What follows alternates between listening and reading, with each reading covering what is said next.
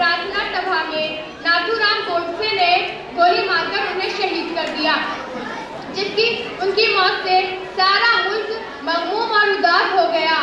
गांधी जी हमारे देश के बहुत मशहूर शख्सियत है, इसलिए उनकी मूर्ति आज भी दिल्ली राजघाट पर वाक़ है। उनको हर साल श्रद्धांजलि देने के लिए 2 अक्टूबर को जोश खरोश के साथ उनकी पैदाइश का दिन मनाया जाता है। दोस्तों, गांधी जी आज हमारे दरमियान तो नहीं है, लेकिन उनके बताए हुए उसूल और नजरियात हमारे लिए चिराग राह है। उन पर अमल करके हम हिंदुस्तान में अमन और अमान कायम रख सकते हैं, जो हमारे मुल्क की तरक्की के लिए नहायत जरूरी है।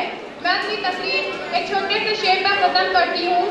देश के लिए जिसने विलास को ठुकराया था, देश के लिए जिसने विलास को ठुकराया था, त्याग विदेशी धागे उसने खुद ही खादी बनाया था, पहन के काठ की चप्पल जिसने सत्याग्रह का राग सुनाया था, देश का था अनमोल वो दीपक जो महात्मा कहलाया था। खुदा